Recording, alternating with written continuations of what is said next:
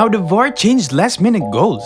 Since 2019, the Video Assistant Referee, or VAR, has been actively used across all European competitions and top-flight leagues worldwide. Of course, some leagues began to use the technology before others. The Premier League, the last league to accept this significant change to football, has already marked their 4th year of using VAR in their competitions. This tells us that the Video Assistant Referee is no longer a new concept for football lovers, and has more than likely come here to stay. However, the big question is it actually serving its purpose? As an assistant referee, is it really helping officials make the right calls during the game? We have seen several football games end controversially because of certain VAR decisions, including underserved penalties, red cards, and even disallowed goals, especially those in the last minutes. Many players have fallen victim to the VAR disallowing their last-minute call, including, but not limited to, Harry Kane, Cristiano Ronaldo, and most recently, Alejandro Garnacho, the 19-year-old Manchester United forward whose 88-minute goal against Arsenal was disallowed by VAR before his team was beaten 3-1, thanks to the late goals by Declan Rice and Gabriel Jesus. Now, these are the issues, these debates, challenges, and outcomes of crucial moments. Of course, we cannot disagree that VAR has made some pretty accurate calls, but what about the inconsistencies, especially for handballs and offsides inside the 18-yard box? The instances are really a lot. In this video, we will be taking a cursory look at the Video Assistant Referee and its overall impact on modern-day football, especially how it has changed last-minute goals in the last few years. The history of VAR. The Video Assistant Referee technology was first introduced into football during the 2014 World Cup via goal line technology. In case you don't know, VAR started right from goal line technology. It became a serious business that needed urgent attention 4 years after Frank Lampard's controversial strike for England against Germany, with the goal disallowed despite clearly crossing the line. After a careful review and modifications, VAR was fully used in a major tournament for the first time during the FIFA Confederations Cup in 2017. That same year, Serie A and Bundesliga adopted the technology, becoming the first football league among the Big Five to adopt the technology. French Ligue 1 and La Liga adopted the technology a year later in 2018, while the English Premier League was the last among the Big Five to implement the VAR technology in 2019. Since its adoption, several football professionals, including footballers, referees, commentators, pundits, and even fans, have had one or two things to say about the 21st century technology purported to improve the footballing experience. Former Premier League referee Mark Halsey says, "I think it's actually good for the game.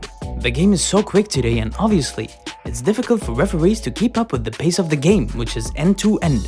And we have tackles flying in, all sorts going on. So I think it's really good for the game, but only if it's implemented correctly." While this may be true to a considerable extent, the VAR may be doing almost the complete opposite of one of its objectives, to improve the game experience. Now, goal celebrations do not feel as they used to be because a player may be concerned that his celebration might be overruled and the goal disallowed.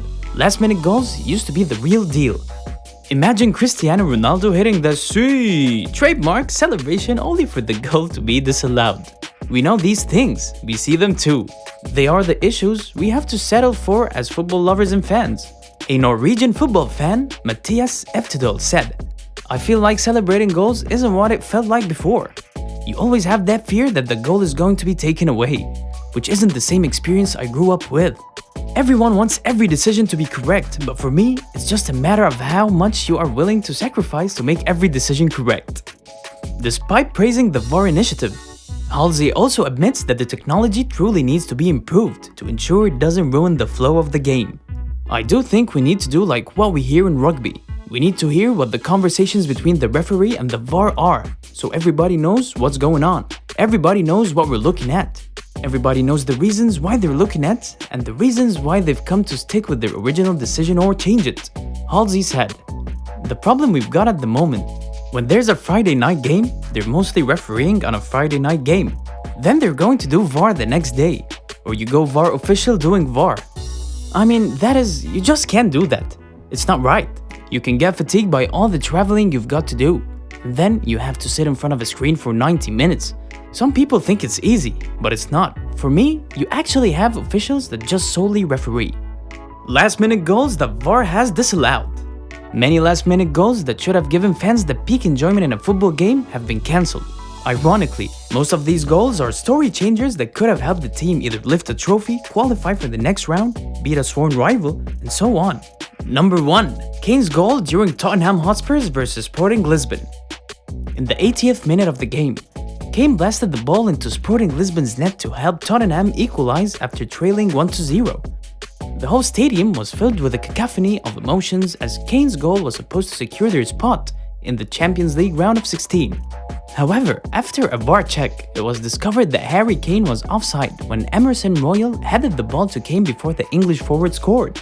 Of course, the head coach of Tottenham at the time, Antonio Conte, was raged with the decision and was consequently red-carded and sent into the tunnel.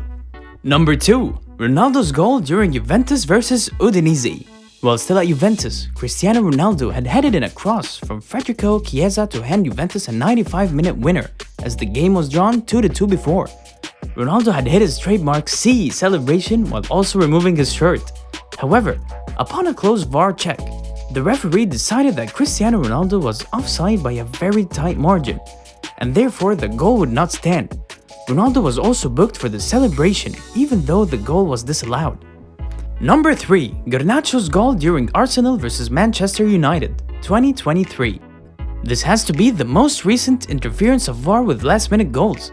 In what was a tightly contested game between two old rivals, Arsenal and Manchester United, Alejandro Garnacho, the 19-year-old Manchester United forward, slotted the ball past Ramsdale to hand United what could have been the game winner in the 88 minutes. However, VAR detected a possible offside, and after a shabby look, the goal was disallowed and the scoreline returned to 1-1. Dramatically, Declan Rice scored a debatable goal to hand Arsenal a 2-1 lead. Still, in the added time, Gabriel Jesus found himself in a 1-1 situation, where the Brazilian comfortably put the ball past Andre Onana. The game ended in a 3-1 victory to Arsenal, thanks to VAR for changing Garnacho's last-minute goal. There are a lot of situations like this one, and sadly, this technology may be ruining the beautiful game we once had. Of course, the high stakes, passion, and scrutiny associated with football means the sport can never be without controversy. And we all know that introducing the VAR can never wholly eradicate these controversies in football. But after 5 years, it is apparent that VAR still has some way to go, especially with its inconsistent verdicts. Anyway, away from us, we would love to know what you think about the video assistant referee. Do you think its controversies are fueled by mere emotions and aren't an actual representations of what the technology stands for? Do you think VAR is interfering in the flow of the game and impairing the experience? Please share your opinions with us in the comment section below. If you enjoyed this video, don't forget to support this channel by liking this video, sharing it with your community of football lovers, subscribing to our YouTube channel, and ringing the notification bell so you will know when we publish next. Bye for now, and we'll see you in the next one.